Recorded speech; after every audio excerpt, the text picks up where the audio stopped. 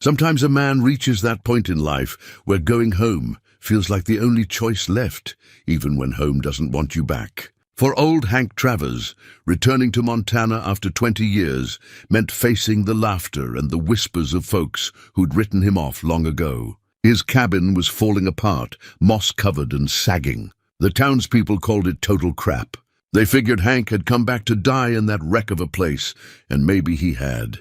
He brought nothing but his dog Copper and his brother's unopened letter from 2 decades past. But Copper started digging under the old floorboards and found something nobody expected. Hidden beneath the rot and ruin was a fortune that would silence every laugh and change everything. What would an old man do with a second chance he never asked for?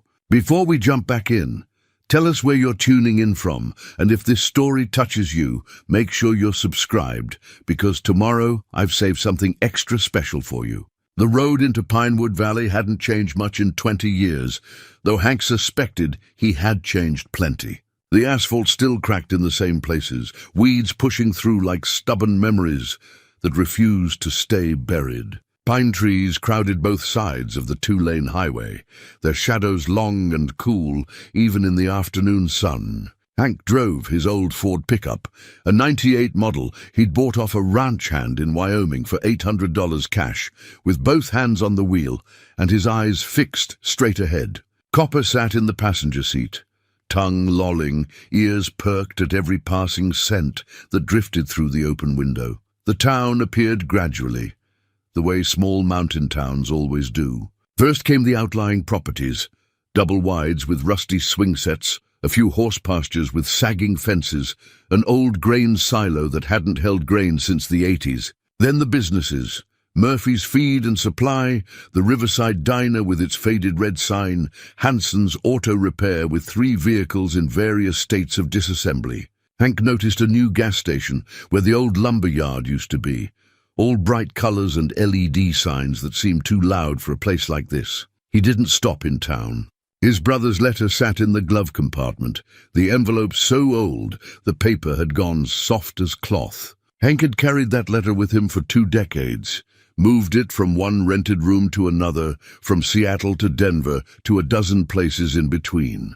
He'd worked construction jobs, warehouse shifts, anything that paid cash, and didn't ask too many questions.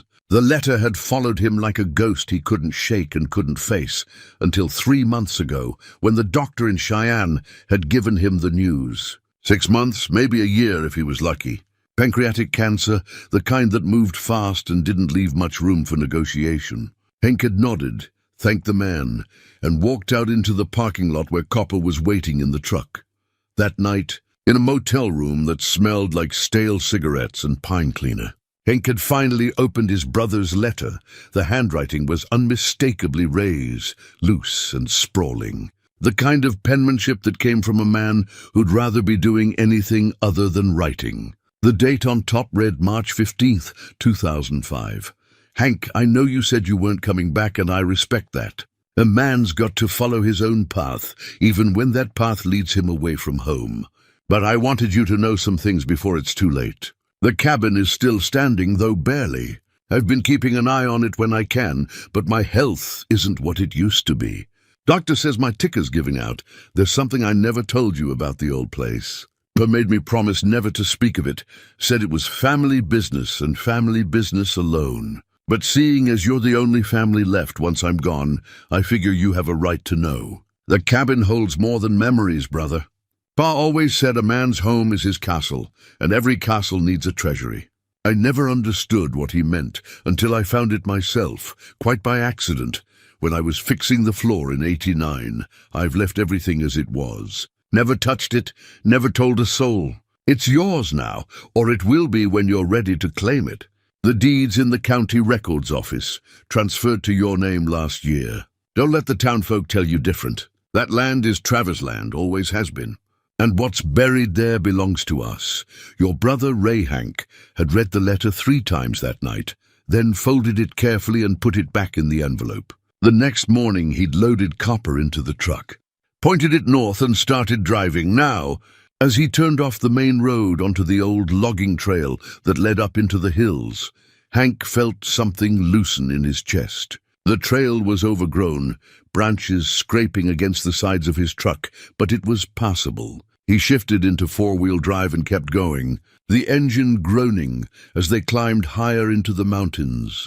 The cabin sat in a clearing about 3 miles off the main road, nestled between two ridges covered in Douglas fir and lodgepole pine. Hank stopped the truck about 50 yards away and just sat there for a moment, taking it in. It looked worse than he'd imagined. The roof sagged in the middle like a tired old horse, moss growing so thick across the shingles it looked like someone had thrown a green blanket over the whole structure. The front porch tilted at an angle that defied basic physics, held up by posts that had rotted through at the base. Windows were either cracked or missing entirely, covered with pieces of plywood that had weathered to the color of old bones. The whole place leaned slightly to the left, as if even the building itself wanted to lie down and give up. "Well, Copper," Hank said, killing the engine. "Guess the jokes are earned." The dog whined softly, sensing his master's mood. They got out of the truck and Hank stood there in the clearing, breathing in the mountain air. It smelled like pine sap and wild grass, and something else he couldn't quite name. Memory, maybe, or time itself. The afternoon sun filtered through the trees, casting long shadows across the clearing. Hank had been born in this cabin 63 years ago. His mother had died here when he was 7. Pneumonia that came on fast during a hard winter. His father had raised him and Ray here, taught them to hunt and fish and live off the land. The old man had been tough as boot leather, fair when he needed to be, hard when circumstances demanded it. He died when Hank was 25, a stroke that took him quick while he was chopping wood. Ray had stayed. Hank had left. That was the simple truth of it. Ray had wanted to keep the family land, maintain the traditions. Hank had wanted something else. What exactly, he'd never been quite sure. Just something different. They'd argued about it the day after their father's funeral. Words had been said that couldn't be unsaid. Hank had packed his truck and driven away, and for 20 years he'd kept driving, never quite finding what he was looking for. Now here he was, back at the beginning, with nothing to show for all those years except a dying body, a loyal dog, and questions that needed answering. Hank walked slowly toward the cabin, Copper trotting ahead to investigate. The dog sniffed around the foundation, tail wagging. Hank stepped carefully onto the porch, testing each board before putting his full weight on it. Most of them held. A few creaked ominously. The front door hung crooked on its hinges, the wood swollen from years of moisture. Hank had to put his shoulder into it to push it open. It scraped across the floor with a sound like an old man's last breath. Inside, the cabin was dim and musty. Dust covered everything, the old wood stove in the corner, the rough-hewn table his father had built by hand, the 2 chairs that still sat on opposite sides, like they were waiting for an argument that would never come. Animal droppings littered the floor. A family of mice had made a nest in what remained of the curtains, but it was still standing. Against all odds and common sense, the cabin remained. Hank walked through the single room slowly, his boots echoing on the wooden floor. The floorboards groaned under his weight, some of them sagging dangerously. He could see daylight through gaps in the walls where the chinking had fallen away. The roof had leaked in a dozen places, leaving dark water stains across the ceiling beams. In the back corner, his old bunk was still there, the mattress long since consumed by mildew and time. Ray's bunk sat across from it in the same condition. Their father's bed, larger and set against the far wall, had collapsed entirely.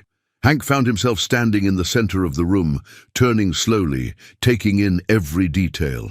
This was where he'd learned to walk, to read, to tie his boots, to clean a fish. This was where his mother had sung to him on winter nights, where his father had taught him that a man's word was the only currency that truly mattered. This was where he'd become who he was, for better or worse, and according to Ray's letter, this was where his father had hidden something worth coming back for. Copper barked from outside, sharp and insistent. Hank went to the door and saw the dog standing at attention, staring down the trail. A moment later, Hank heard it too. The sound of an engine laboring up the mountain road. A truck appeared through the trees, newer than Hank's, a big Dodge with oversized tires and a light bar across the top. It pulled into the clearing and stopped. Two men got out. The first was in his 40s, thick across the middle, wearing a brown sheriff's uniform and a hat with a wide brim. He had the kind of face that smiled easy but meant none of it. The second man was younger, maybe 30, dressed in expensive outdoor gear that looked like it had never seen actual outdoor work. Pressed khakis, a flannel shirt that probably cost more than Hank's entire outfit, hiking boots so clean they practically gleamed. The sheriff walked forward, thumbs hooked in his belt, that false smile already spreading across his face. "Help you with something, friend?" Hank stepped off the porch, Copper moving to stand beside him. "This is my land. I'm Hank Travers." The sheriff's smile didn't change, but something shifted in his eyes. "Travers!" "Heard that name. You're Ray's brother, that right?" "I am. Sorry for your loss. Ray was a good man." The sheriff didn't sound particularly sorry. "I'm Sheriff Dawson. This here's Mr. Garrett. He's a developer, works out of Missoula." The younger man stepped forward, extending his hand. "Tom Garrett. Pleasure to meet you, Mr. Travers." Hank didn't take the offered hand. After a moment, Garrett lowered it, that practiced smile never faltering. "The thing is," Sheriff Dawson said, "there's been some confusion about this property. Counties had questions about the deed, about whether it was properly transferred. And frankly, Mr. Travers, this structure here," he gestured at the cabin, "it's a hazard. Should have been condemned years ago." "Structure's fine," Hank said flatly. "With respect, sir, it's really not. I can see daylight through the walls from here. Roof's about to cave in. It's a danger to anyone who might wander up here. Good thing I'm not planning to inhabit it long," Hank said. Garrett stepped forward again, all smooth charm and calculated friendliness. "Mr. Travers, I represent a development group that's very interested in this area. We're looking to create a mountain resort, upscale cabins, a lodge, maybe a small ski operation. Nothing too big, very tasteful, very respectful of the environment. We're prepared to make you a very generous offer for this land. Land's not for sale. You haven't heard the offer yet. Don't need to." "It's not for sale." Garrett's smile tightened just slightly. "Mr. Travers, I don't think you understand the situation here. This property in its current condition is essentially worthless. The cabin's beyond repair. The land itself is landlocked. You'd need an easement just to get regular access. The county's going to come after you for back taxes, property maintenance violations, environmental issues. You're looking at tens of thousands in fines and fees. Then I guess I'll deal with that when the time comes." Sheriff Dawson shifted his weight, his hand moving closer to his belt. "Mr. Travers, I'm trying to be neighborly here, but you need to understand something. Times have changed. This valley's growing. We've got rules now, regulations. You can't just show up after 20 years and expect everything to be like you left it." "Didn't expect anything," Hank said. "Just came home." "This isn't your home anymore," Dawson said, and the false friendliness had drained from his voice entirely. "This is a derelict structure on disputed land, and you're trespassing. Got the deed that says different. Do you?" "I'd like to see it." Hank met the sheriff's eyes and said nothing. After a long moment, Garrett cleared his throat. "Gentlemen, let's not get heated here. Mr. Travers, clearly you've had a long drive. Why don't you think about our offer? Take a few days, get the lay of the land, so to speak. We're talking about enough money that you could live very comfortably for the rest of your years." "Already got a place to live," Hank said, nodding toward the cabin. The two men exchanged a look. Finally, Sheriff Dawson shook his head. "Your funeral, old-timer. But don't be surprised when the county inspector shows up with a condemnation notice. And don't be surprised when you find yourself on the wrong side of the law." They got back in their truck without another word. The engine roared to life, and they turned around in the clearing, kicking up dust and gravel. As they disappeared back down the trail, Hank stood there with Copper beside him, watching until the sound of the engine faded completely. "Well, Copper," he said quietly, "looks like we're not exactly welcome." The dog looked up at him. Tongue-lolling, tail-wagging slowly, Hank turned back to the cabin, studying it with fresh eyes. If what Ray's letter said was true, This wreck of a building held something valuable enough that people were already circling like vultures. He'd have to be careful. But first, he needed to find what his brother had left for him. The sun was getting lower in the sky, shadows lengthening across the clearing. Hank went back to his truck and started unloading his things. A sleeping bag, a cooler with a few days' worth of food, a kerosene lantern, his rifle, and a small toolkit. It wasn't much, but then he'd never needed much. As he carried his gear into the cabin, Copper already exploring every corner, Hank felt something he hadn't felt in a long time. It wasn't quite hope, but it was close. It was purpose.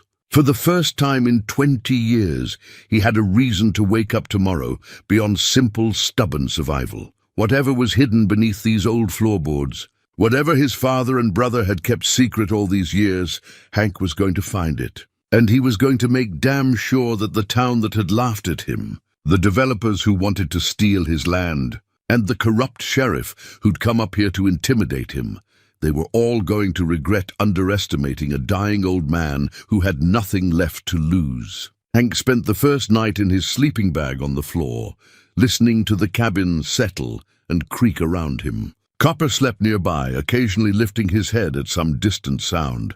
An owl hunting, a deer moving through the brush, the wind shifting through the pines. The kerosene lantern cast flickering shadows across the walls. Sleep was stubborn these days. The pain in his gut came and went, sometimes dull and distant, other times sharp enough to take his breath away. The doctor had given him pills, but Hank was rationing them. A man with 6 months to live couldn't afford to waste anything.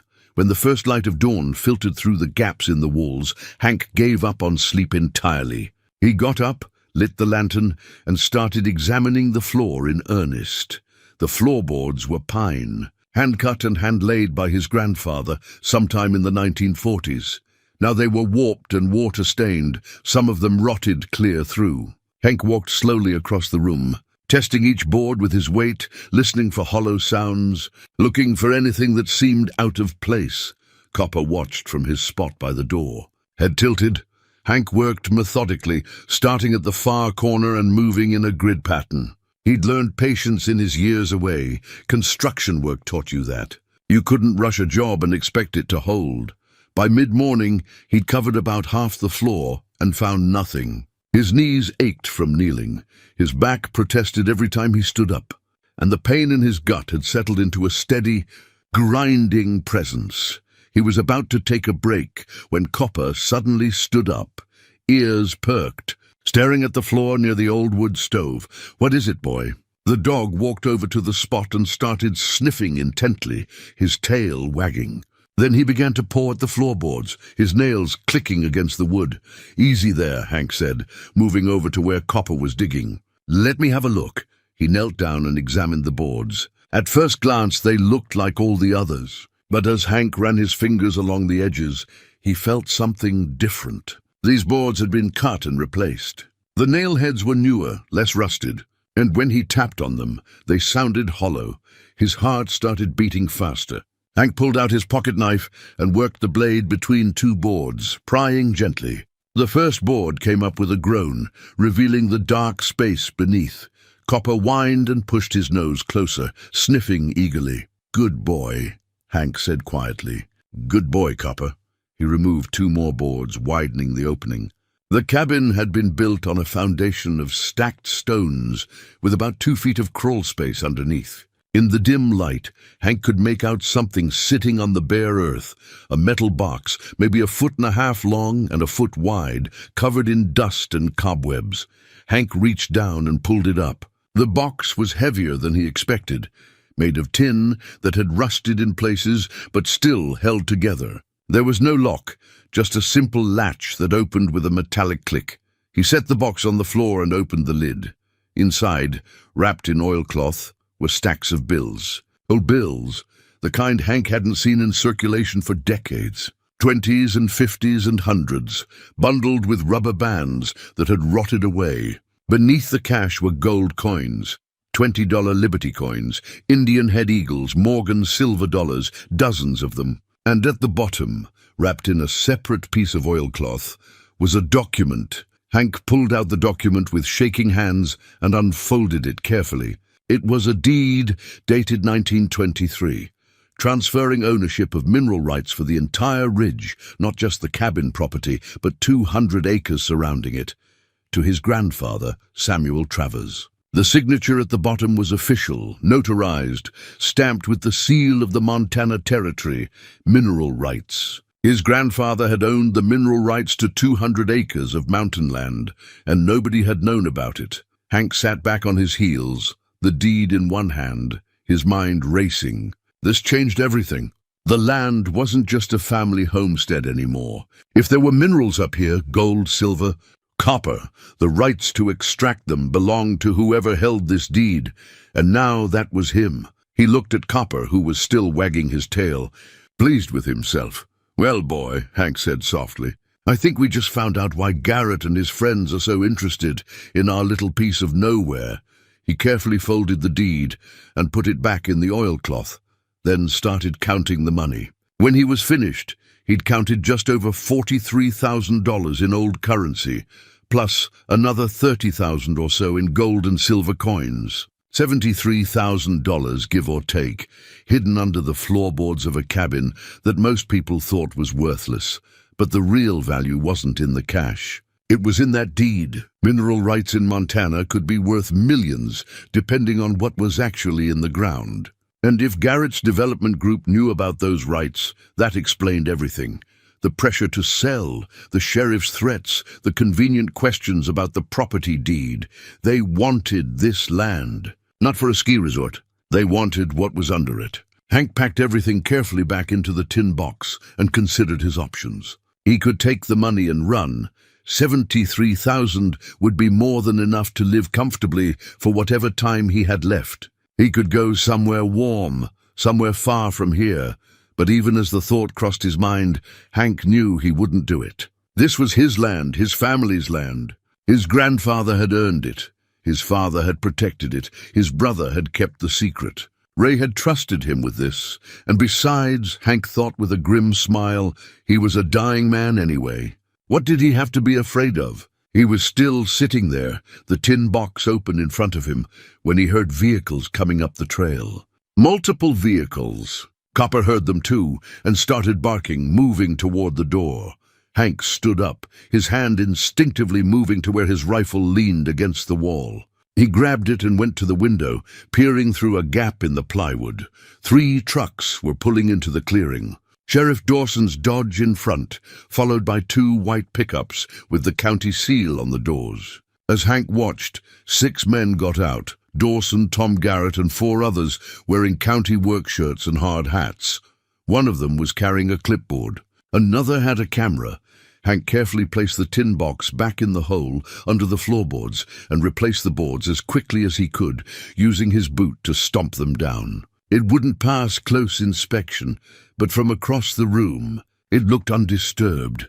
Then he went to the door, rifle in hand, and stepped out onto the porch. Sheriff Dawson looked up at him, that false smile back in place. "Morning, Mr. Travers. Got some folks here from the county building department. They need to do an inspection of the structure." "Not a good time," Hank said. "Wasn't asking permission," Dawson replied. "This is official business. You can cooperate, or you can be arrested for obstruction. Your choice." The men with the clipboards and camera were already walking toward the cabin. Hank stood in the doorway, blocking their path, the rifle held loosely across his chest. "This is my property," he said quietly. "You need a warrant to come inside." Dawson's smile disappeared entirely. "Old man, you're about 2 seconds away from spending the night in my jail. Now step aside." Hank didn't move. His finger stayed well away from the trigger, but the message was clear. This was his land, his home, and they weren't welcome. For a long moment, nobody moved. The mountain air was cool and still, carrying the scent of pine and the promise of rain. Finally, Tom Garrett stepped forward, his hands raised. "Mr. Travers, please. We're just trying to help. The county has legitimate safety concerns. We need to document its condition. That's all." "Then you won't mind coming back when I've had a chance to consult with a lawyer," Hank said. "A lawyer?" Garrett's expression suggested this was ridiculous. "Mr. Travers, do you have any idea how much lawyers cost?" "I'll manage." Dawson stepped forward, his hand on his belt. "Last chance, old-timer. Step aside, or I'll move you aside." Hank looked at the sheriff, then at Garrett, then at the 4 county workers who were trying very hard to look like they didn't want to be part of whatever was about to happen. He thought about the deed under the floorboards, about the money and coins, about his brother's letter and his father's legacy. He thought about having 6 months to live and nothing to lose but his pride. And then he smiled, a cold, hard smile that showed more teeth than humor, and said the words that would change everything. "Come back with a warrant, Sheriff. Or don't come back at all." They left, but not before Sheriff Dawson promised he'd be back with that warrant before the day was out. Hank watched them drive away, then stood there in the clearing for a long time, thinking about what came next. He wasn't a lawyer, wasn't a businessman, wasn't anybody with the kind of connections that could help him navigate what was coming. He was just an old construction worker with cancer and a stubborn streak. But he knew one thing for certain. He needed help, and he needed it fast. Inside the cabin, Hank pulled the tin box back out from under the floorboards and counted out $2,000 in old bills. It was a risk carrying that much cash into town, but he didn't have a bank account anymore. Cash was simpler. Cash didn't leave a trail. He tucked the money into his jacket pocket, made sure Copper had water and a bowl of kibble, and headed back down the mountain in his old Ford Pinewood Valley.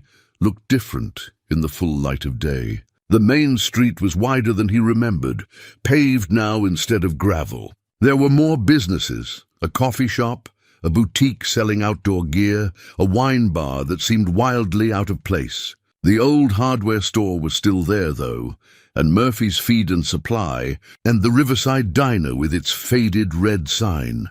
Hank parked in front of the diner and went inside. The place smelled like coffee and bacon grease, familiar and comforting. The booths were still the same cracked red vinyl. The counter still had those spinning stools. And the walls were covered with faded photographs of local history, logging crews, the old mill, high school football teams.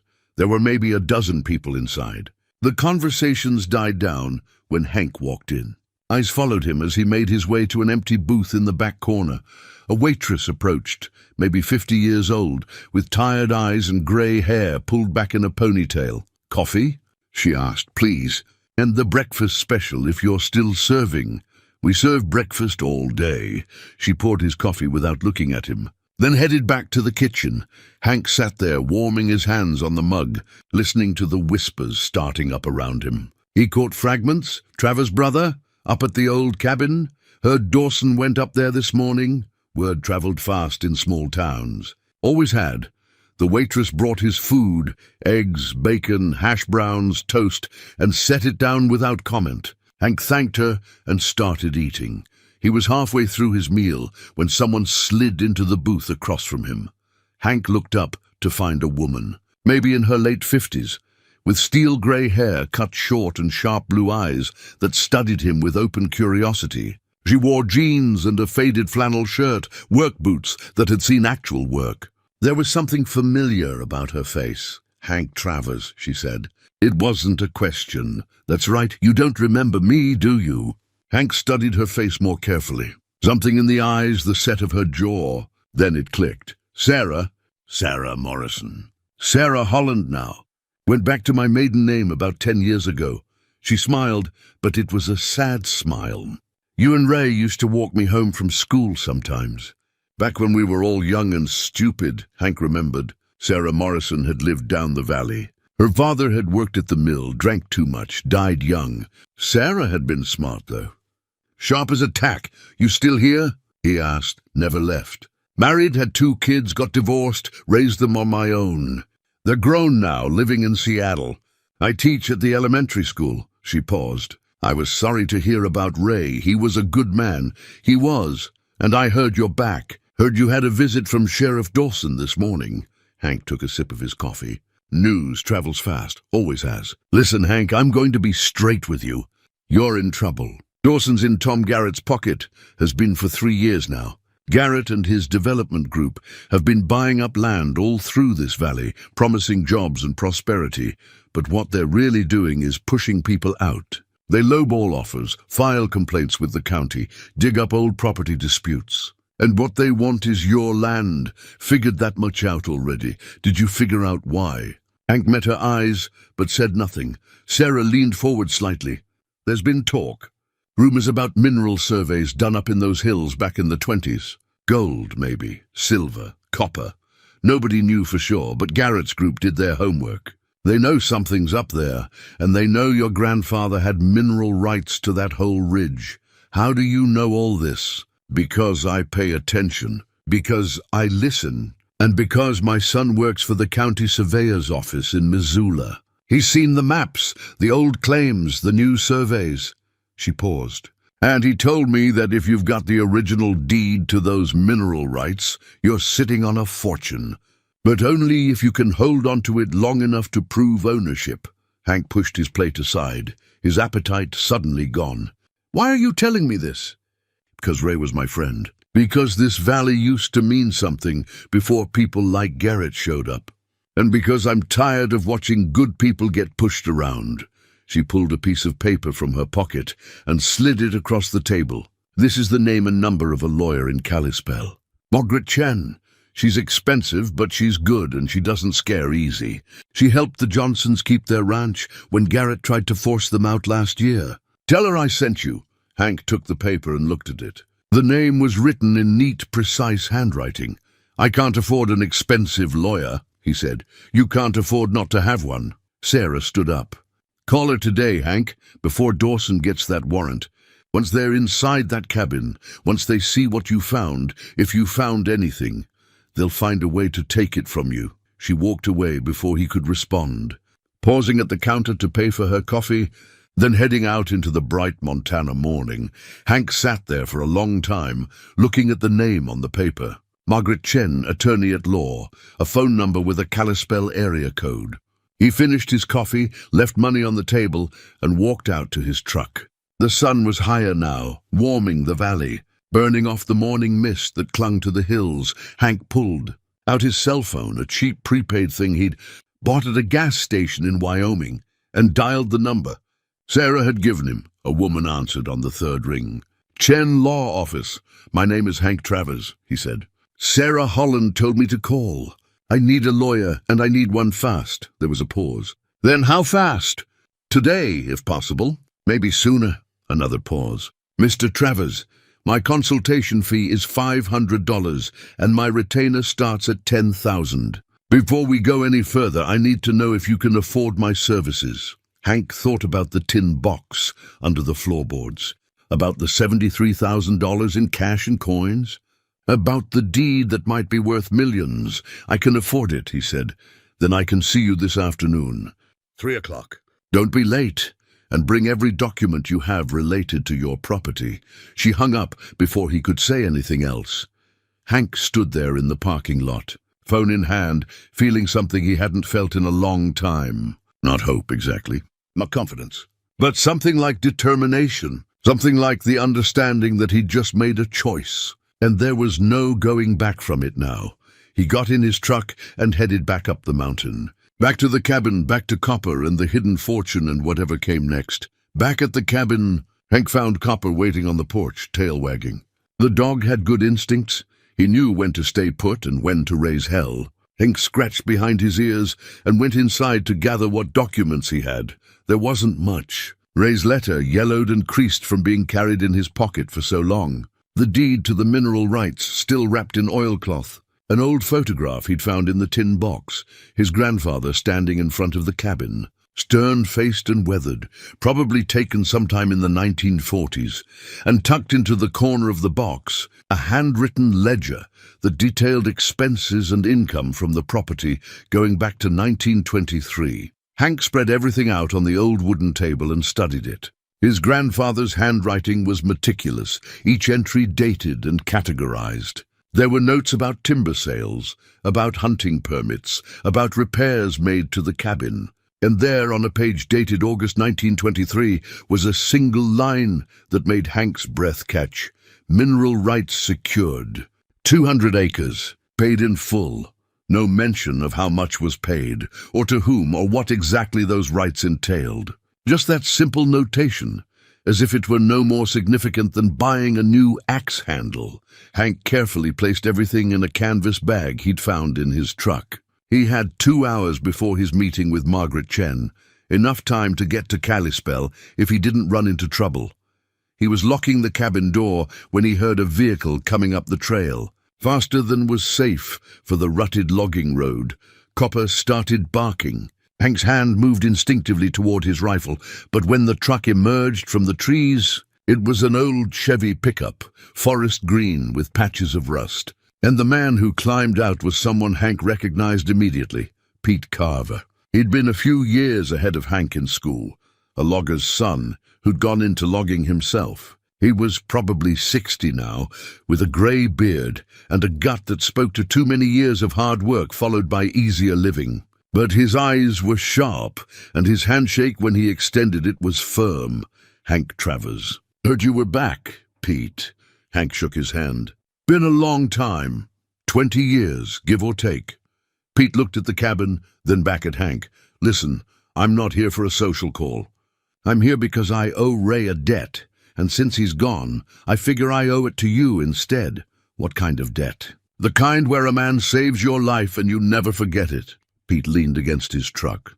"Back in '03, Ray was working timber with me. Had an accident. Tree came down wrong, pinned my leg. Ray got me out, kept me from bleeding to death, drove me 40 miles to the hospital. Doctors said another hour and I'd have lost the leg." Hank nodded slowly. "That sounded like Ray. So here's what I need to tell you," Pete continued. "Tom Garrett and his people, they're not just developers. They're connected to mining interests down in Butte, folks with deep pockets and no conscience. Word is, they've done surveys on your ridge, illegal surveys, and they found something.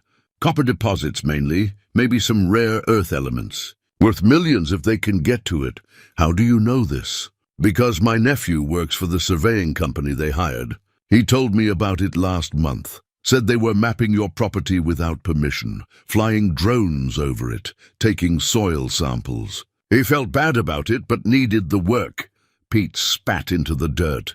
"These people don't play fair, Hank. They'll use the law when it suits them, and they'll break it when it doesn't. And Dawson, he's bought and paid for." Hank felt a cold anger settling in his chest. "So what do I do?" "You fight. You get a good lawyer. You document everything and you don't back down. But you also watch your back, because these folks have made people disappear before. Nothing you can prove, but people who cause them trouble have a way of having accidents." Pete looked at him hard. "You understand what I'm saying?" "I understand." "Good. I also brought you something." Pete walked to the bed of his truck and pulled out a cardboard box. "Motion-activated trail cameras. Got 6 of them. Set them up around your property line. They'll capture anyone coming or going, send images straight to your phone if you've got service. It's not much, but it's something." Hank took the box, surprised by the weight of it. "Pete, I can't. You can and you will. Like I said, I owe Ray." Pete climbed back into his truck. "One more thing. There's a town meeting tomorrow night at the community center. Garrett's presenting his development plan to the council. You should be there. Show them you're not going anywhere. I'll think about it. Don't think, do." Pete started his engine. "And Hank? Get yourself a better lock for that door. And maybe sleep with that rifle close. I mean it about watching your back." He drove away, leaving Hank standing there with a box of trail cameras and a growing sense that he was in deeper than he'd realized. Copper nuzzled his hand, whining softly. "I know, boy," Hank said quietly. "I know." He spent the next 30 minutes setting up 2 of the cameras, one pointing down the main trail, another covering the clearing. The instructions were simple enough, and his phone managed to connect to the camera's wireless signal. He tested them by walking in front of each one, and his phone buzzed with notifications showing grainy images of himself. It wasn't foolproof, but it was something. By the time he finished, it was past 2 o'clock. Hank loaded Copper into the truck and started the drive to Kalispell. The highway cut through pine forests and open meadows, following the river valley north. The scenery was beautiful in that Montana way.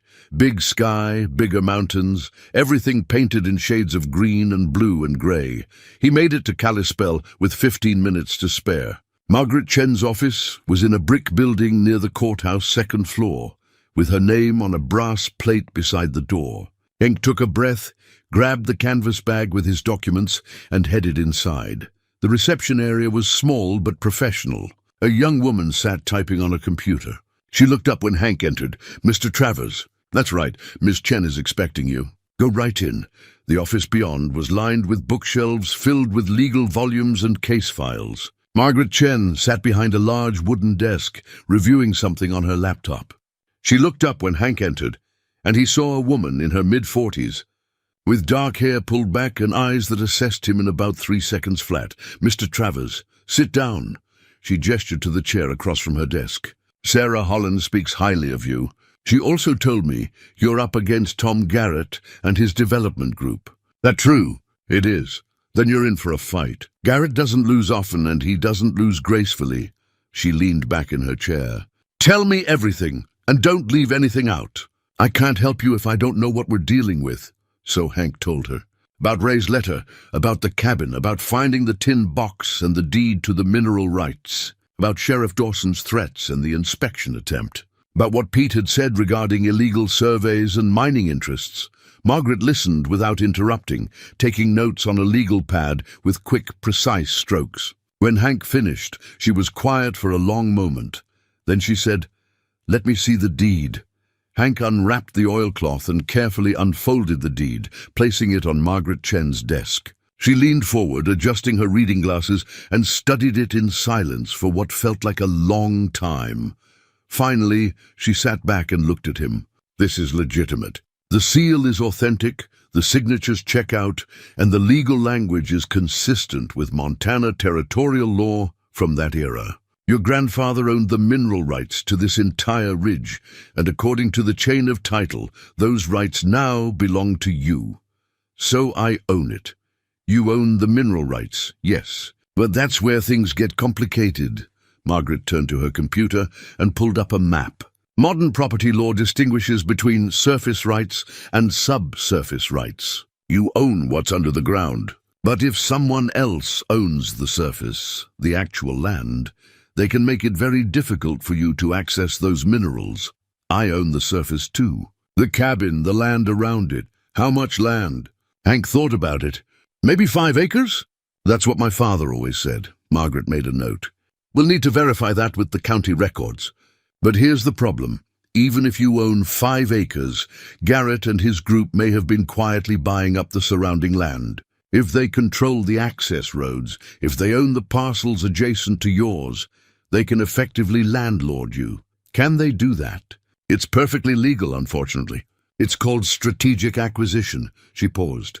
"But it works both ways. If you control the only viable access point to the mineral deposits, then they need you as much as you need them." "I'm not interested in negotiating." Margaret smiled slightly. "I admire the sentiment, Mr. Travers, but you need to be realistic. These people have resources you don't have. Money, legal teams, political connections. They can tie you up in court for years. So what do you suggest?" "I suggest we establish your legal claim beyond any doubt. We file this deed with the county, we get a survey done of your property boundaries, and we make it very clear that you're not going anywhere. Then when Garrett comes back with another offer, and he will, we negotiate from a position of strength." Hank shook his head. "My brother kept this secret for 20 years. There must be a reason." There probably was. Back then, filing mineral rights claims publicly would have brought every prospector and mining company to your doorstep. Your grandfather was protecting the land by keeping it quiet. But times have changed. Garrett already knows about the minerals. The secret's out. Now your best protection is making sure everyone knows you own the rights, legally and unquestionably." Hank considered this. The logic made sense, but something in his gut resisted. "How much is your retainer?" he asked. $10,000. That covers the initial filing, the survey, and basic representation for the first month." Hank reached into his jacket and pulled out the envelope of cash. He counted out 10,000 in old bills and placed them on her desk. Margaret looked at the money, then at him. "Mr. Travers, where did this cash come from?" "Found it in my cabin." "Along with the deed, all right. I need to document this properly. She pulled out a receipt book and started writing. I'm documenting this as payment from personal savings discovered on your property. Keep your copy of this receipt. She finished writing and handed him the receipt. Then she stood and extended her hand. You've hired yourself a lawyer, Mr. Travers. Starting tomorrow, I'll file a motion with the county clerk's office to record your mineral rights deed. I'll also reach out to a surveyor I trust. In the meantime, do not let anyone onto your property without a proper warrant. And if they show up with one, you call me immediately. Understood? Understood. One more thing. Pete mentioned a town meeting tomorrow night. I think you should attend. Garrett's going to present his development plan, and it's important that the community sees you there. It sends a message. What kind of message? That you're not afraid. That you're not going anywhere, she smiled. Small-town politics matter, Mr. Travers. Public opinion matters. Right now, Garrett controls the narrative. It's time to change that. Hank left the office with Copper, the late afternoon sun, casting long shadows across Kalispell's quiet streets. He felt lighter somehow, as if sharing the burden with someone who knew how to fight had taken some of the weight off his shoulders. The drive back to the cabin took longer than expected. Traffic slowed near Columbia Falls, where a logging truck had jackknifed. By the time Hank made it back up the mountain trail, the sun was setting, painting the sky in shades of orange and purple. He parked near the cabin and sat there for a moment, just looking at the place. It was a wreck, no question. But it was his wreck, his family's wreck. Copper jumped out of the truck and immediately started barking at the cabin. Hank's hand went to his rifle. What is it, boy? The dog was staring at the front door, hackles raised, growling low in his throat. Hank approached slowly, rifle ready. The door was closed. He'd made sure of that before he left, but something felt wrong. The air smelled different. There was a scent of cigarette smoke, faint but distinct. Someone had been here. He pushed the door open with his boot, staying to one side. The cabin was empty, but it had definitely been searched. The old table was moved. The sleeping bag had been unrolled and tossed aside, and the floorboards near the wood stove, the boards he'd carefully replaced, had been pried up again. The tin box was gone. Hank stood there, staring at the empty space, feeling a cold rage building in his chest. They'd come while he was in Kalispell. They'd broken into his home and stolen what was his, but they hadn't gotten everything. The deed was with Margaret Chen. The money he'd taken for the retainer was safe. But the rest, the gold coins, the remaining cash that was gone, about $63,000, just vanished. Copper whined beside him, sensing his anger. Hank pulled out his phone and checked the trail camera notifications. Sure enough, there were images from about 2 hours ago. A white pickup truck with county plates. 2 men in work clothes, faces partially visible. One of them was carrying a crowbar. He saved the images and called Margaret Chen. She answered on the second ring. Mr. Travers? They broke into my cabin. Stole everything except the deed. I've got them on camera. There was a brief pause. Do not confront them. Do not do anything. I'm calling the state police right now. The sheriff's office is compromised, so we're going to the state level. Stay at your property. Document everything you can, and do not touch anything. This just became a criminal case, and we're going to use it. She hung up before he could respond. Hank stood there in his ransacked cabin, Copper pressed against his leg, and felt something shift inside him. They'd crossed a line. They'd come onto his property, violated his home, stolen what little he had. They thought they could intimidate him, thought they could drive him away with threats and theft and corruption. They were wrong. Hank Travers had come home to die, but he'd be damned if he'd die quietly. If Garrett and Dawson wanted a fight, they were going to get one. And they were going to learn that sometimes the most dangerous man is the one with nothing left to lose. The state police arrived just after dark, 2 troopers in a patrol car, their expressions suggesting they'd heard enough about Pinewood Valley to know what they were walking into. The older one, Trooper Martinez, had gray at his temples and the careful bearing of a man who'd seen plenty of small-town corruption in his time. Hank showed them the cabin, the pried-up floorboards, the missing tin box. He showed them the trail camera footage on his phone, clear images of 2 men in county work shirts, one with a crowbar, the other carrying the tin box. Martinez studied the images, zooming in on the faces. You recognize these men? Not personally, but those are county trucks. And they were here while Sheriff Dawson knew I'd be in Kalispell meeting with my lawyer. That's a serious accusation, Mr. Travers. It's the truth. Dawson was here yesterday with Tom Garrett, trying to force an inspection. When I refused, he threatened me. Today, while I'm gone, my property gets robbed by men driving county vehicles. Martinez exchanged a look with his partner. We'll need to take statements, photograph everything, collect what evidence we can. This is now an active investigation. I'm going to be straight with you, though. If local officials are involved, this is going to get complicated. How complicated? The kind where people start losing their jobs, or the kind where evidence mysteriously disappears. Depends on how deep the corruption goes. Martinez walked around the cabin, examining the door, the windows. You got any enemies, Mr. Travers? Anyone besides Garrett and the sheriff who might want to cause you trouble? I just got back to town after 20 years. Only enemies I've got are the ones who don't want me here. And that's who exactly? Tom Garrett's development group. They want my land. They want what's under it, Martinez nodded slowly. Mineral rights. That's right, worth a lot. According to my lawyer, could be millions. The trooper let out a low whistle. That's motive enough. All right, Mr. Travers, here's what's going to happen. We're going to file a formal report, forward these images to our investigative unit, and have a conversation with Sheriff Dawson about his department's vehicles being used in a crime. But this is going to take time. Weeks, maybe months. In the meantime, I strongly suggest you upgrade your security. I'm not leaving. Stubborn man, Martinez said, but there was respect in his voice. All right.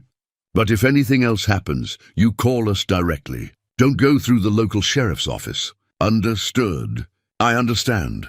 The troopers finished their work, took statements, photographed everything, and left with copies of the trail camera footage. Hank watched their taillights disappear, then went back inside and started cleaning up. It took most of the night. He righted the table, reorganized his gear, replaced the floorboards. The violation of the space bothered him more than the stolen money. This cabin had been a sanctuary, his family's sanctuary, and now it felt compromised. He made a bed on the floor with his sleeping bag, positioned his rifle within arm's reach, and tried to sleep. Copper curled up beside him, a warm presence in the darkness. Sleep came in fits and starts. Every sound made him jolt awake, branches scraping, something scurrying under the foundation, the wind through the pines. But nothing came. No vehicles, no footsteps, no threats. When dawn finally came, Hank gave up on sleep and started coffee on the old wood stove. The morning light filtered through the gaps in the walls, and birds were singing outside. Mountain chickadees and nuthatches, their songs simple and pure. He drank his coffee, standing on the porch, watching the sun rise over the ridge. Somewhere out there, under all that rock and soil, was whatever his grandfather had known about. Copper, maybe. Gold. Something valuable enough that men were willing to break laws to get it.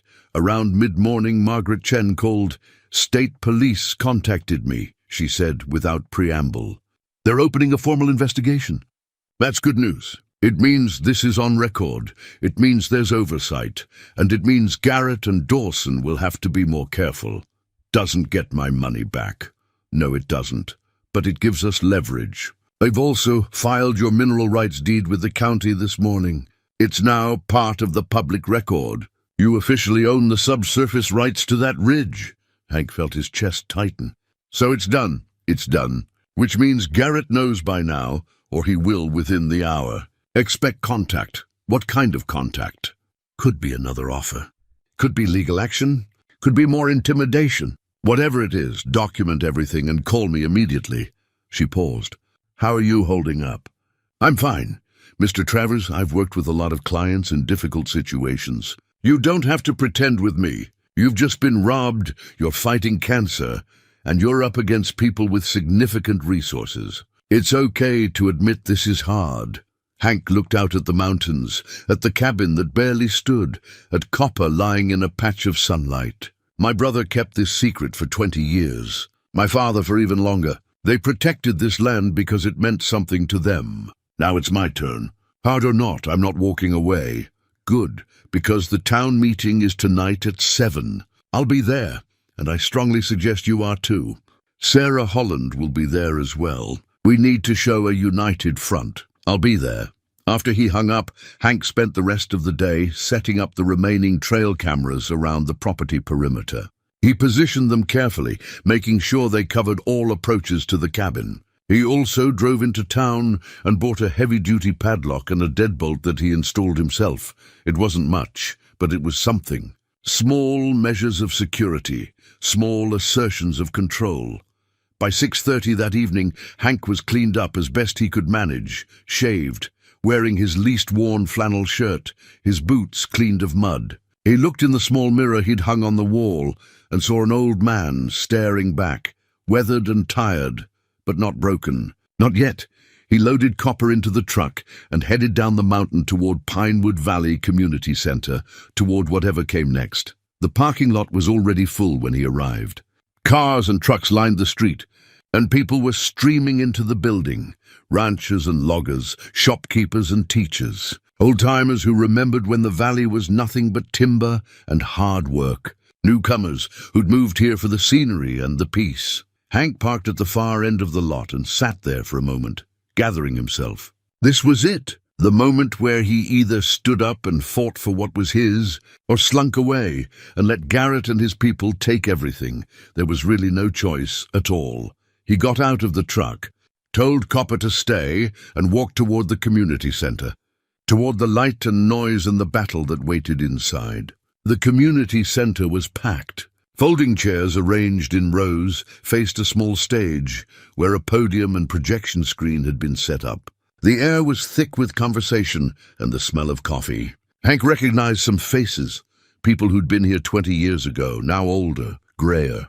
Others were strangers, newcomers with no memory of the Travers family. Sarah Holland spotted him from across the room and waved him over. She'd saved a seat near the middle. Margaret Chen sat beside her, dressed in a sharp blazer, her laptop open on her knees. "Glad you came," Sarah said as Hank sat down.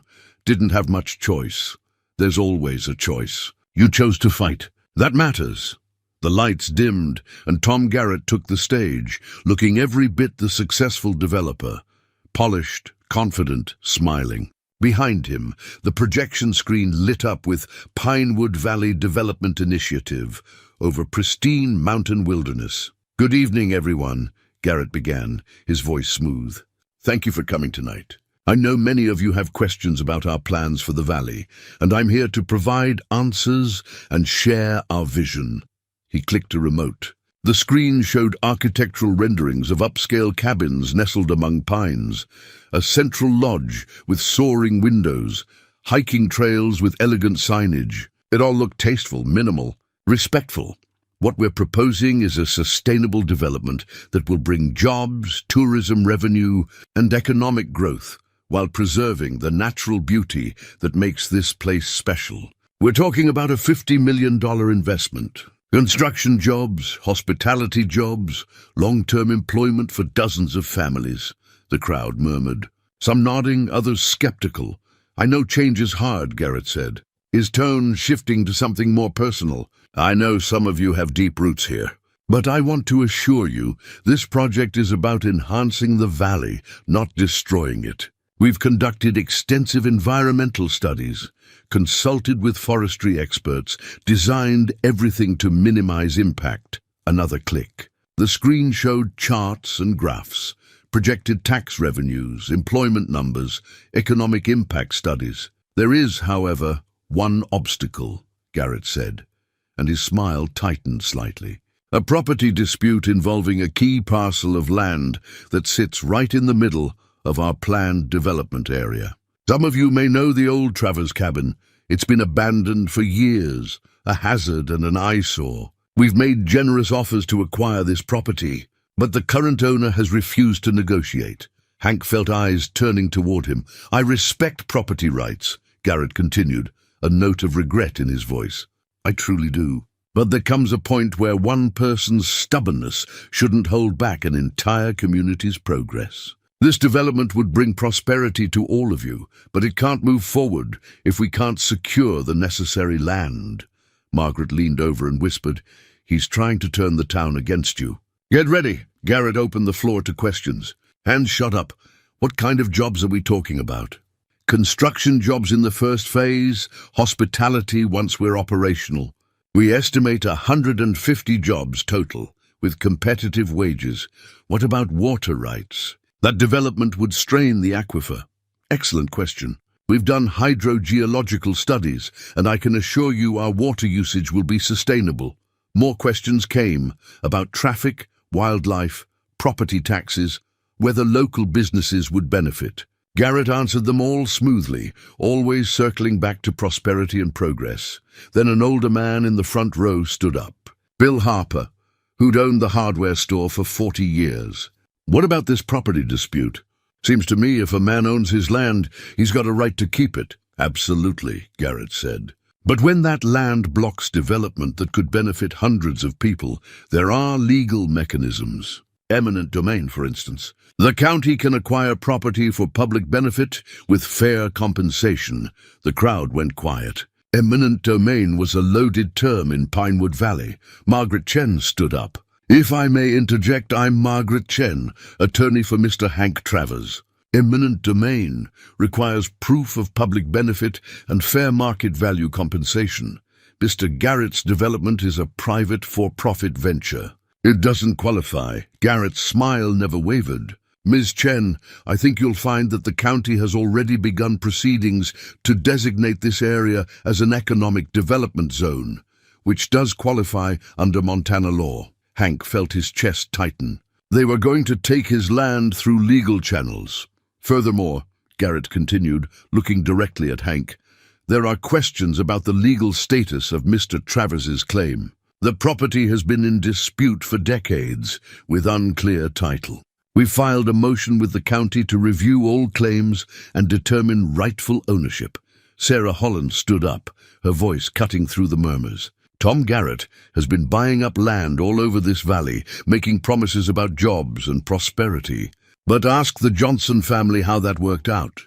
Ask the Rodriguezes. Ask any of the families who sold to his group and then watched as the promised jobs went to outsiders." "Ms. Holland," Garrett said, his smile showing strain, "I understand you have personal grievances, but this isn't the forum." "This is exactly the forum," Sarah shot back. "You're asking this community to support your project to back your land grab. But you're not being honest about what you're really after." Garrett's expression hardened. "And what exactly am I after?" Before Sarah could answer, Hank stood up. The room went quiet. "Minerals," Hank said, his voice steady. "You're after the mineral rights. Copper deposits, rare earth elements. My grandfather secured those rights in 1923, and they belong to me now. That's what this is really about. Not jobs, not prosperity. Just money." The room erupted in whispers. Garrett's face went carefully neutral. "Mr. Travers," Garrett said slowly, "I don't know where you're getting your information. From the deed I filed with the county this morning," Hank interrupted. "From the surveys your people did illegally on my land. From the break-in yesterday, where someone stole from my cabin while you and Sheriff Dawson knew I'd be in Kalispell." Sheriff Dawson, standing near the back, stepped forward. "That's a serious accusation, Travers. You better be able to back it up. State police have the evidence. Trail camera footage of county vehicles, county employees breaking into my property." Hank looked around the room. "This man is trying to take what's mine through intimidation, theft, and legal manipulation. And he's using all of you as justification." "That's absurd," Garrett started, but Margaret cut him off.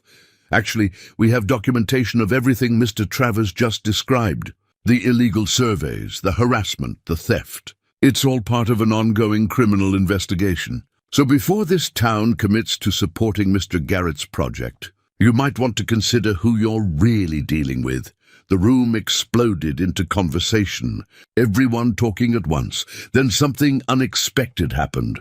An older woman stood up near the front. Hank didn't recognize her at first. She was small, maybe 70, with white hair and sharp eyes. "My name is Ellen Travers. I'm Hank's cousin, though we haven't spoken in 35 years. She looked directly at Hank. "Your father and mine had a falling out over that land. My father claimed he had a right to it, too. Said your grandfather promised him a share. The fight nearly destroyed our family. Hank felt the floor tilt. He had vague memories of his father mentioning a cousin, mentioning some dispute. I never pursued it, Ellen continued. Figured it wasn't worth tearing the family apart any more than it already was. But if there's mineral rights involved, if there's real money to be had, then maybe I do have a claim. Maybe this property dispute is more complicated than Mr. Travers wants to admit. Garrett's smile returned, wider than before. Well, this is certainly an interesting development. It seems Mr. Travers' claim to the property may not be as clear-cut as his lawyer suggests. Margaret's expression remained calm, but Hank could see tension in her jaw. If there were competing claims, if family members disputed ownership, it could tie everything up in court for years. And suddenly, Hank understood Garrett's game. He didn't need to win outright.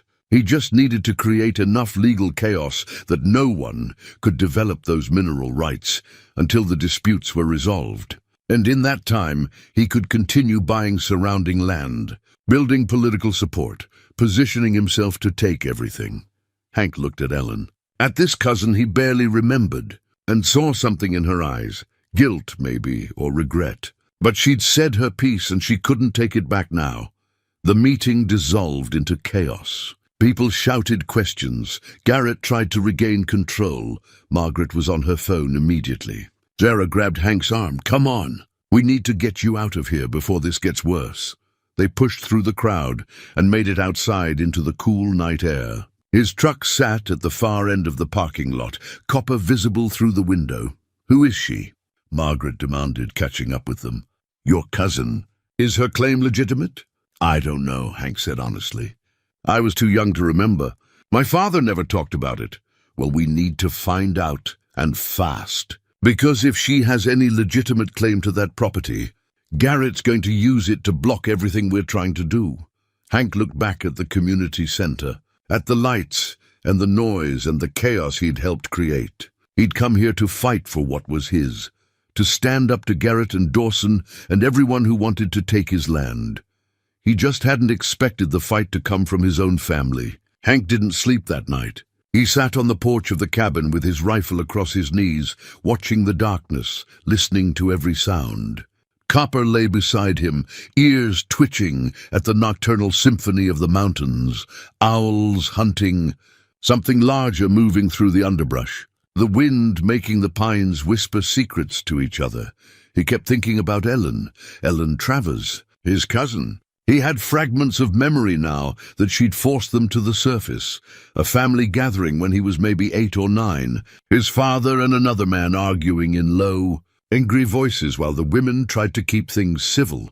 He remembered his mother saying something about family shouldn't fight over land, and his father replying that and things are worth fighting for. Had his grandfather really promised Ellen's father a share? Or was this just opportunism, someone seeing money and deciding to make a claim? Hank didn't know, and that uncertainty gnawed at him. Around 3 a.m, his phone buzzed. A text from Margaret Chen. Found something. Come to my office first thing tomorrow. Bring any family documents you have. Hank texted back, What did you find? The response came quickly. Not discussing over text. 8 a.m. Be there.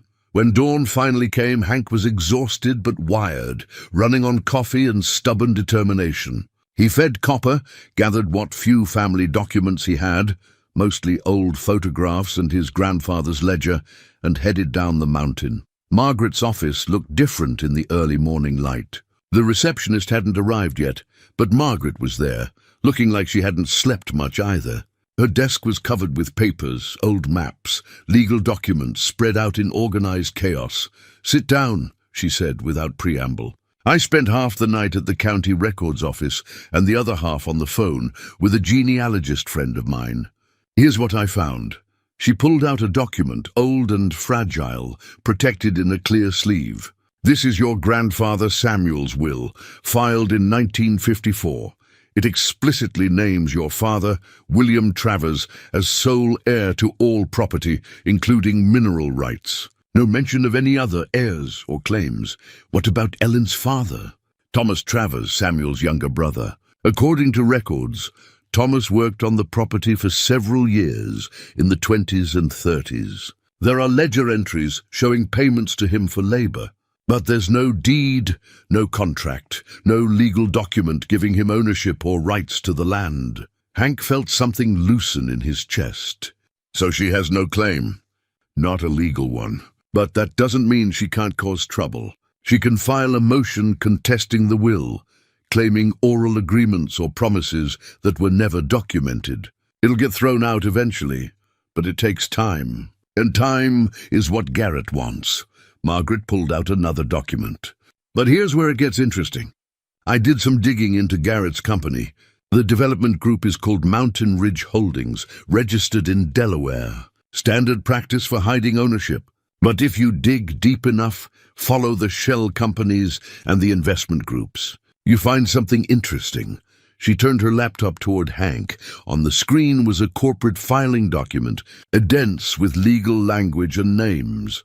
The primary investor in Mountain Ridge Holdings is a mining conglomerate called Apex Resource Partners. They're based in Butte, and they specialize in copper extraction. Over the past 5 years, they've been systematically acquiring mineral rights across Montana, often through proxies and development companies. So Garrett's just the front man. Exactly. Apex Resources is the real player here. They've done the surveys. They know what's under your ridge, and they're willing to spend millions to get it. Garrett's development plan is just window dressing. A way to get public support for taking your land. Hank stared at the screen, at the names and numbers that represented something so much larger than one old man and his falling down cabin. How much is it worth? The mineral deposits? Based on the surveys they did, which I obtained through a source at the State Environmental Office, you're sitting on an estimated $30 to $40 million in recoverable copper, plus rare earth elements that could add another 10 to 20 million. That's a conservative estimate, $50 to $60 million. Hank tried to wrap his mind around that number and couldn't.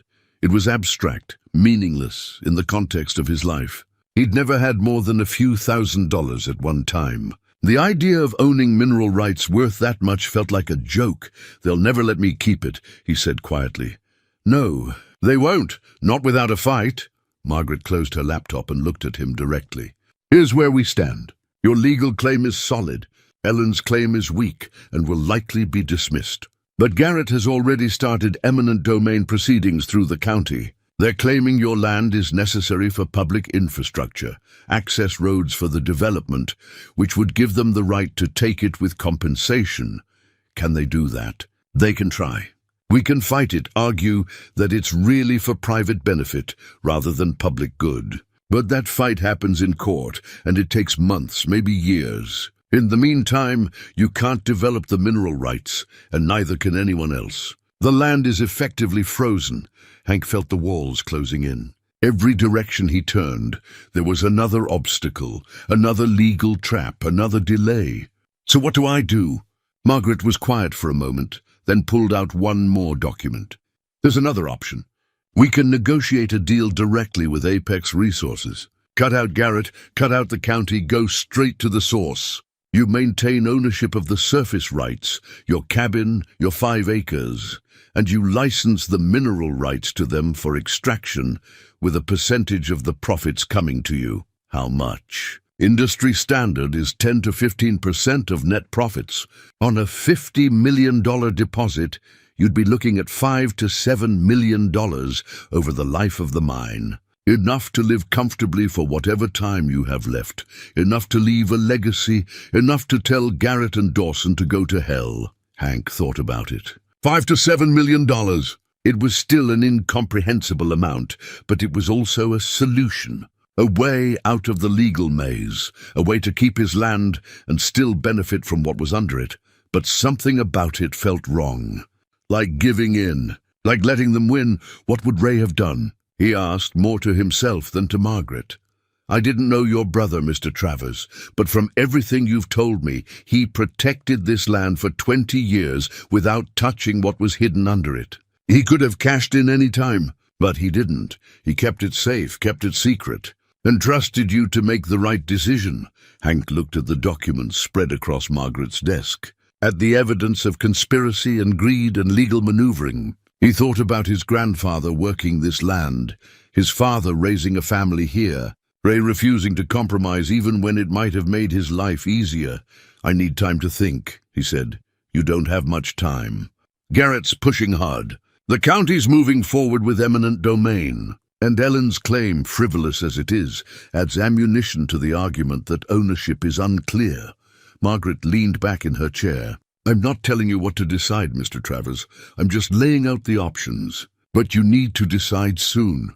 Hank left the office with his head spinning. He sat in his truck for a long time, Copper beside him, watching the morning traffic move through Kalispell. Regular people going to regular jobs, living regular lives that didn't involve mineral rights and corporate conspiracies and family betrayals. He envied them. His phone rang. A known number. Hank almost didn't answer, but something made him pick up. Mr. Travers? This is Ellen Travers. Your cousin. Hank said nothing, waiting.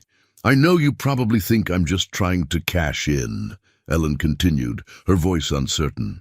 Maybe I am. But I wanted you to know, after the meeting last night, Tom Garrett approached me. He offered me $200,000 to pursue my claim, to tie you up in court, to make your life difficult, and you're considering it. I considered it. $200,000 is a lot of money for someone like me. I'm living on Social Security and a tiny pension. My husband died 5 years ago, left me with medical debt.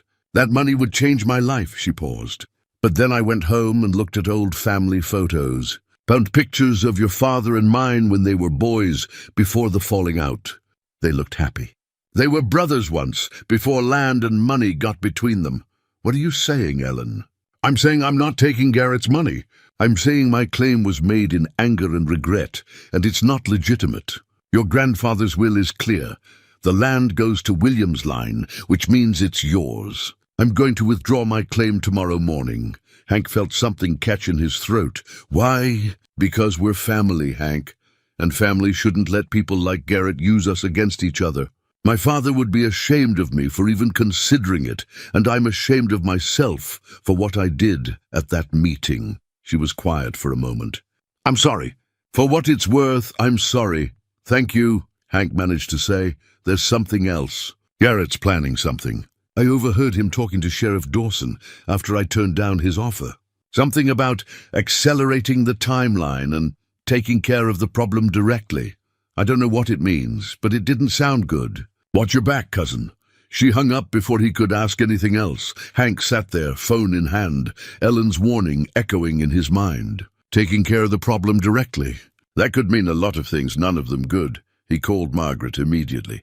Ellen's withdrawing her claim, but Garrett's planning something. We need to move fast. What kind of something? I don't know. But I'm not waiting around to find out. What are you going to do? Hank looked at Copper, at the mountains visible in the distance, at the blue Montana sky that seemed to stretch forever. He thought about his grandfather and his father and Ray, about the land they'd protected, about the legacy they'd left him. I'm going to end this, he said, one way or another. I'm going to end it. He hung up and started driving back to the cabin, back to the ridge, back to the place where everything had started and where everything would finish. It was time to stop running. Stop reacting. Stop letting Garrett and his people control the narrative. It was time to fight back. Hank made it back to the cabin by noon. The trail cameras had captured nothing unusual overnight, but Ellen's warning had put him on edge. He spent the afternoon preparing, not for compromise, not for negotiation, but for whatever Garrett had planned.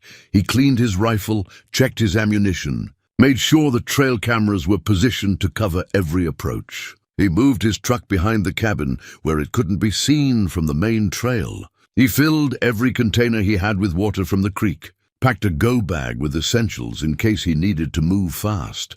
It felt like preparing for a siege, which maybe it was. Around 3 in the afternoon, Pete Carver's green Chevy came up the trail. Hank watched through the window until he was sure it was Pete, then stepped outside. Pete got out, his face grim. You need to leave, Hank, right now. What's going on? I was at Murphy's feed this morning. overheard two of Garrett's men talking. "They're planning to burn you out tonight. Make it look like an accident. Old cabin, faulty wood stove, tragic but inevitable. With you and the cabin gone, Garrett can claim the land's abandoned, speed up the eminent domain process." Hank felt cold despite the afternoon sun. "They'd kill me? They'd make it look like you died in an accidental fire. No proof, no witnesses, just an old man who didn't maintain his property properly." Pete's expression was hard. "I'm not asking, Hank, I'm telling you. Get in your truck and drive away from here. Go to Kalispell. Stay with your lawyer. Let the legal process work. Don't give them an excuse to do something permanent. If I leave, they win. If you stay, you die. There's no winning if you're dead."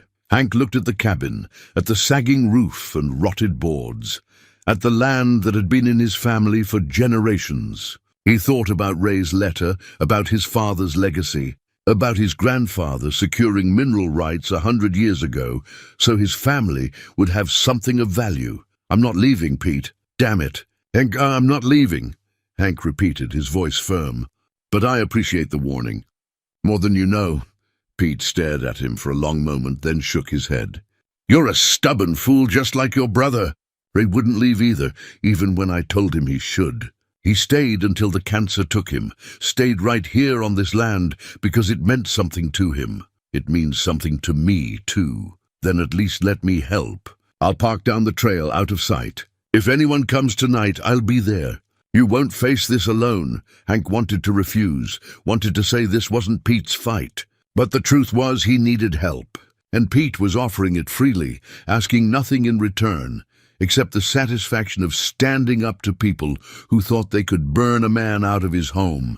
"All right," Hank said. "Thank you," Pete nodded. "I'll head down now, find a spot where I can watch the trail. You see or hear anything, you call me. And Hank, keep that rifle close."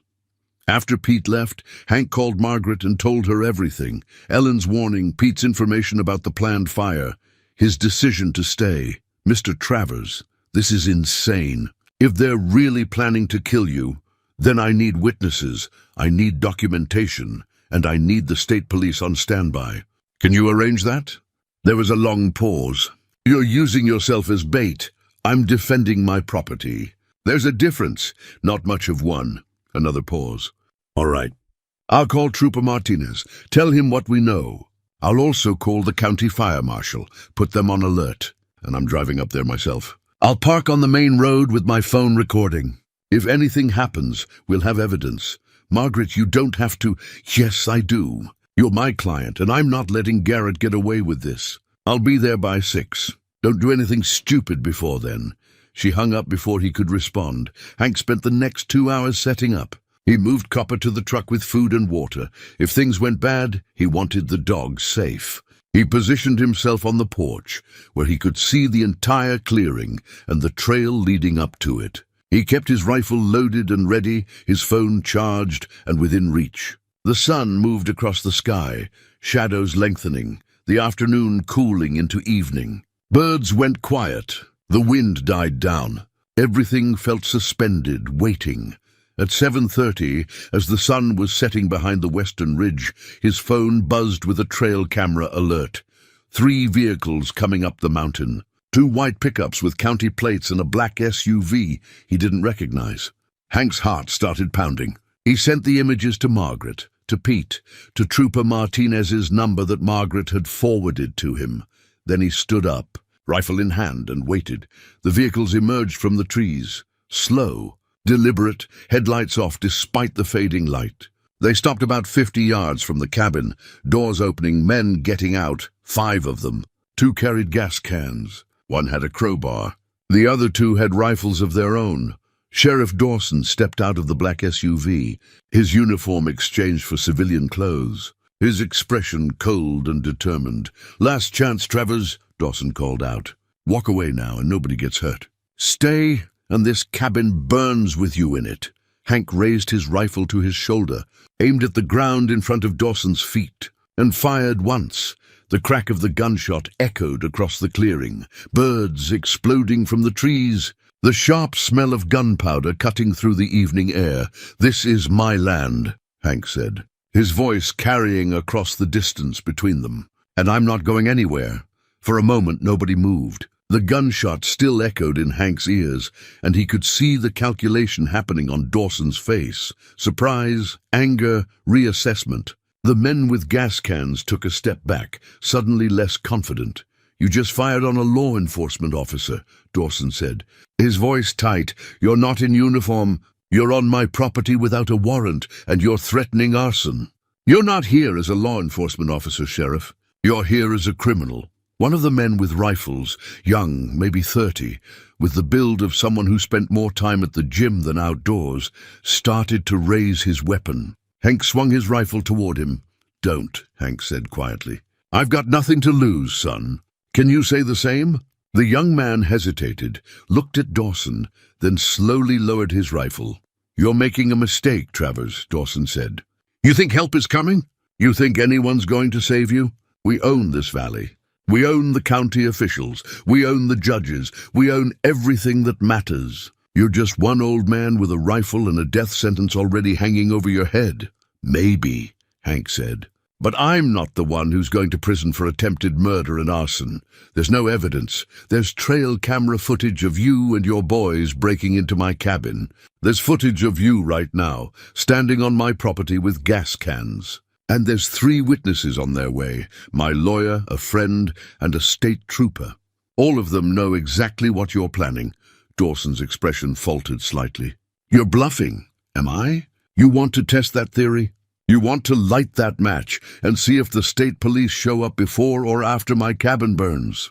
The sound of an engine came from down the trail, a big engine moving fast. Dawson spun around, and a moment later, Pete Carver's Chevy roared into the clearing, followed immediately by a state police patrol car, lights flashing. Trooper Martinez stepped out, his hand on his sidearm.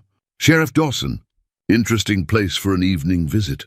Those gas cans part of an official inspection?" Dawson's face went carefully neutral. "We had reports of illegal activity on this property. We were investigating. In civilian clothes? With gas cans? Without calling for backup?" Martinez walked slowly toward the group, his partner moving to flank them. "I'm going to need you and your associates to set those gas cans down and put your hands where I can see them." "Now wait just a minute. I said put them down and hands up." "This is not a request, Sheriff." One of the men made a sudden move toward his truck. Pete Carver was out of his Chevy in an instant, blocking the path. "Stay right where you are." Margaret Chen's car appeared at the edge of the clearing, and she got out with her phone held high, clearly recording everything. "Good evening, Sheriff Dawson. I'm documenting this encounter for my client's legal protection. Please continue with whatever you were planning to do." Dawson looked around, at the state troopers, at Pete, at Margaret recording, at Hank still standing on his porch with his rifle. The situation had gone from a simple intimidation operation to a potential disaster, and Hank could see the panic starting to show through Dawson's composure. "This is a misunderstanding," Dawson said, his voice taking on a conciliatory tone. "We were simply trying to convince Mr. Travers to relocate for his own safety. The cabin is structurally unsound, and we were concerned about his safety." Martinez finished, his tone making it clear what he thought of that excuse. "That's why you brought gas cans. Very safety-conscious of you.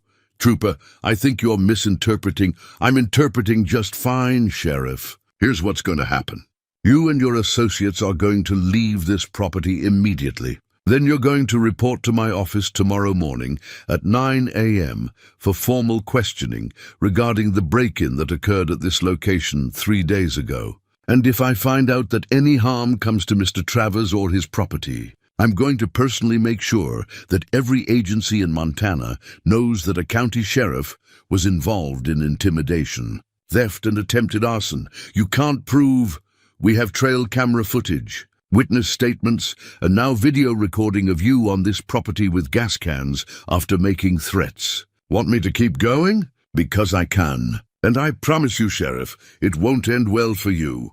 Dawson's jaw clenched. He looked at Hank one more time, and in that look was pure hatred, not just anger at being thwarted, but genuine loathing for a man who wouldn't bend, wouldn't break, wouldn't disappear when he was supposed to. "This isn't over," Dawson said quietly. "Yeah, it is," Hank replied. It's over. You just don't know it yet. Dawson and his men loaded back into their vehicles and drove away, leaving the gas cans behind as evidence. As their taillights disappeared down the trail, Hank finally lowered his rifle, his hands shaking with adrenaline and relief. Martinez approached the porch. "Mr. Travers, you took one hell of a risk tonight. Seemed like the only option left. Well, you've got your evidence now. Those gas cans, the video, the testimony. We can build a case against Dawson and whoever's pulling his strings. This is going to make waves." "Good," Hank said. "Let it." Margaret climbed the porch steps, still holding her phone. "I got everything. Dawson threatening you, the gas cans, the whole confrontation. This is enough to destroy him and seriously damage Garrett's operation." Pete walked over, grinning. "Damn, Hank, that was something. Thought for sure we were about to have a shootout." "So did I," Hank admitted. "Thank you, all of you. If you hadn't come when you did—" "But we did," Margaret interrupted. "That's what matters. Now let's get you somewhere safe for the night. Your cabin's still standing, but I think you've pushed your luck far enough for one day." Hank looked at the cabin, at the sagging roof and rotted boards, at the land that had cost him so much to keep. It wasn't much to look at, but it was his. And tonight, he defended it. Not with lawyers and documents, but with courage and stubbornness, and the willingness to stand his ground when everything told him to run. His father would have been proud. Ray would have been proud. And for the first time since he'd come back to Montana, Hank felt something close to pride himself. 3 weeks later, Hank stood on the porch of his cabin, watching the morning sun paint the ridge in shades of gold and amber. The coffee in his hand was still hot, steam rising into the cool September air. Copper lay at his feet, content and calm, occasionally thumping his tail against the weathered boards. The cabin looked different now. Not perfect, it would never be perfect, but better. Pete had helped him replace some of the worst floorboards, patch the roof in a few critical spots, install proper windows in place of the plywood. It was still old, still worn, still a far cry from anything that would pass a modern inspection. But it was solid. It would stand, just like Hank had. The legal fallout had been swift and devastating for Garrett and his associates. The video of Sheriff Dawson on Hank's property with gas cans had made its way to the State Attorney General's office within 48 hours. Dawson had been suspended pending investigation, and 3 of his deputies had already resigned rather than face questioning. The county commissioners had launched their own inquiry into the eminent domain proceedings, and the whole process had ground to a halt. Tom Garrett had disappeared. Not literally, but practically. He'd stopped returning calls, stopped showing up at town meetings, and his office in Missoula had quietly closed. Rumor was he'd fled to Idaho, trying to outrun the legal troubles that were chasing him. The development plan for Pinewood Valley had been indefinitely postponed, and Apex Resource Partners, the mining conglomerate behind everything, had sent their own representatives to meet with Hank, not to threaten. Not to intimidate. To negotiate, Margaret had handled most of it. But Hank had been there for the key meetings. 3 men in expensive suits sitting in Margaret's office, talking about licensing agreements and profit sharing and long-term partnerships. They'd been professional, respectful even, treating Hank like someone who deserved to be at the table rather than someone to be eliminated from it. In the end, they'd reached an agreement. Hank kept his land, his cabin, his 5 acres of surface rights. Apex got a 20-year license to extract minerals from the ridge, with Hank receiving 15% of net profits. Higher than industry standard. Margaret had negotiated hard on that point. The first payment would come within 6 months, once operations began. Conservative estimates put Hank's lifetime earnings at somewhere between $8 and $10 million. $8 million. For a dying man who'd spent most of his life scraping by, it was almost absurd. But it was also justice, in a way. His grandfather had secured those rights 100 years ago. His father and brother had protected them, and now Hank would ensure they served their purpose. He'd already made arrangements. Most of the money would go into a trust for the valley, scholarships for kids who wanted to go to college, grants for small businesses, support for families struggling with medical bills. Sarah Holland was going to help administer it. Pete Carver would be on the board. Even Ellen had agreed to help, her way of making amends for the trouble she'd caused. The land itself would be protected in perpetuity through a conservation easement. No development, no subdivisions, no resort cabins. Just the mountains, and the trees and the wildlife, the way his grandfather had known it, the way it deserved to remain. Hank heard a vehicle coming up the trail and smiled. He knew that engine, Sarah's old Subaru, reliable as sunrise. She pulled into the clearing a moment later, followed by Margaret Chen in her sedan. They'd taken to visiting once or twice a week, checking on him, bringing supplies, just sitting and talking like old friends. Maybe that's what they were now. Friends, family even, the kind you chose rather than the kind you were born with. "Morning, Hank," Sarah called out, carrying a basket that smelled like fresh-baked bread. "Thought you might want some real food instead of whatever you're living on out here? Coffee and determination?" "Mostly," Hank said, but he took the basket gratefully. Margaret came up the steps with her lawyer's briefcase. "Final papers for the trust came through. You need to sign them, and then everything's official." They went inside. The cabin could actually accommodate 3 people now, with the new table Pete had helped build and chairs that didn't threaten to collapse under you. Hank signed the papers while Sarah made more coffee, and for a while they just sat there, comfortable in the silence.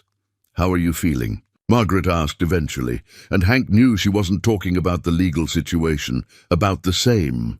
"Pain comes and goes. Doctor says I've got maybe 3 more months, maybe 6 if I'm lucky." He smiled.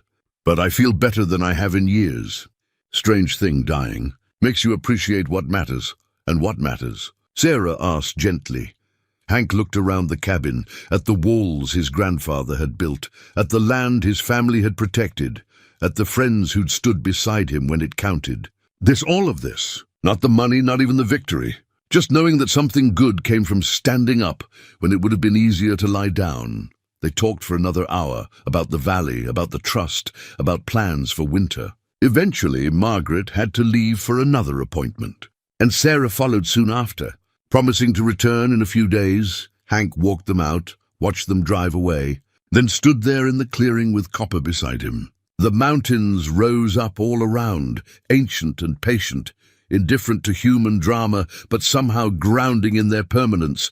He'd come home to die. That was still true. The cancer was still there, still working its slow inevitability through his body. But he'd also come home to live, even if he hadn't known it at the time.